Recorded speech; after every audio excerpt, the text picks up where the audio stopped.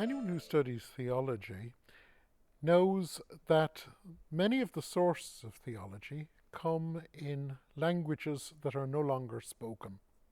I don't want to call them dead languages because they're still alive, except they're not ones you'll hear very often on the street. A vast body of our texts are in Hebrew.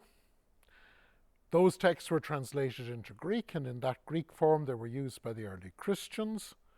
And then almost all of the early Christian texts were written in Greek. And that means that, like it or not, we have to engage with Hebrew and Greek as theologians. Sarah, you teach the biblical languages here in the department. It's been one of our proud boasts in Nottingham that we have always kept the languages going. We haven't gone down the route of pretending that, you can just avoid them. Why study them? For a lot of reasons, Tom.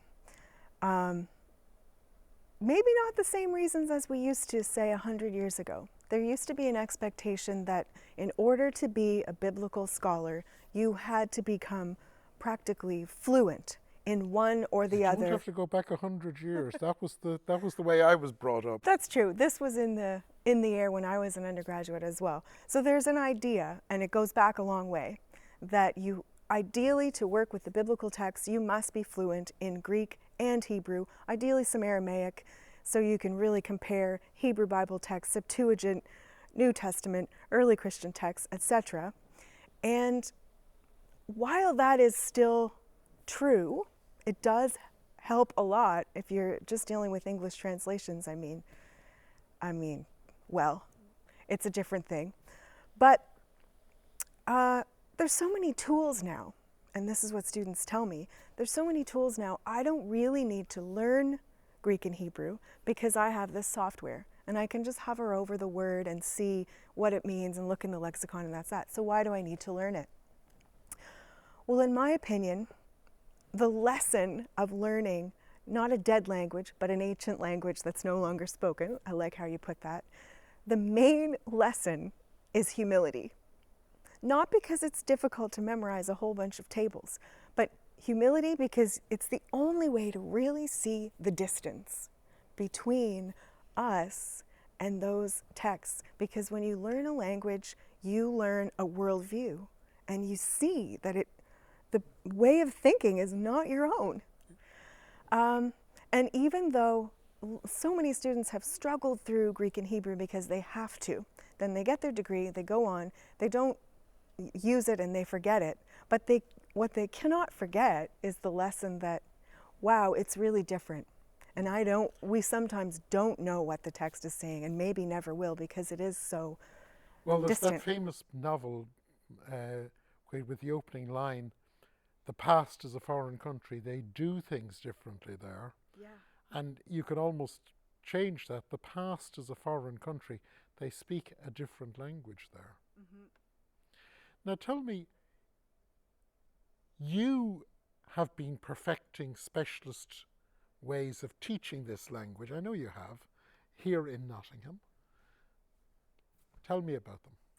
Well, because I believe so passionately that learning an ancient language is a key to unlock all kinds of understanding, not just being able to work closely with the text, which might represent like 5 of our students, but to be able to interact with the text, knowing, to be aware of the distance between us and the text.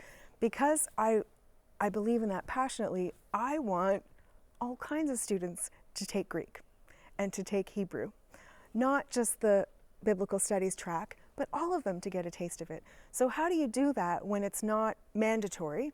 It's not a seminary. They're not going to not graduate if they don't take a biblical language. How do we attract 25 students to take Greek when they don't have to and they're committing to a whole year of it?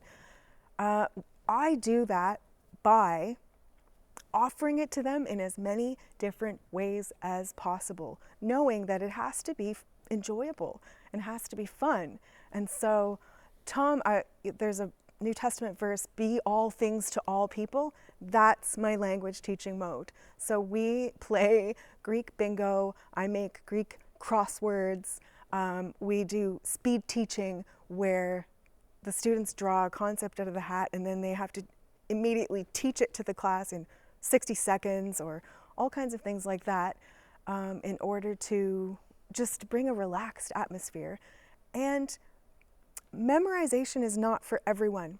It's not a skill that's highly valued in the age of the internet. And yet, in order to pass a Greek or Hebrew exam, there's a measure of it and it takes work. And so I try to reinforce the things that they have to memorize all different ways. Orally, we say them out loud. I make songs about them.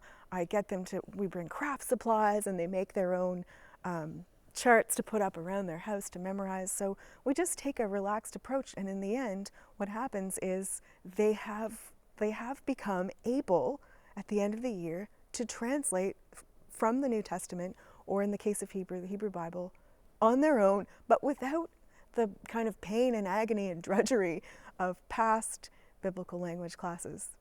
I learned just memorizing, just going down the line, down the line, ha hey ta, bum bum bum, bum bum bum. Thanks for being so good at teaching languages, but also thanks for drawing out this central. It's not just about biblical languages, it's a central truth about theology. The past is a foreign country. They do things differently there.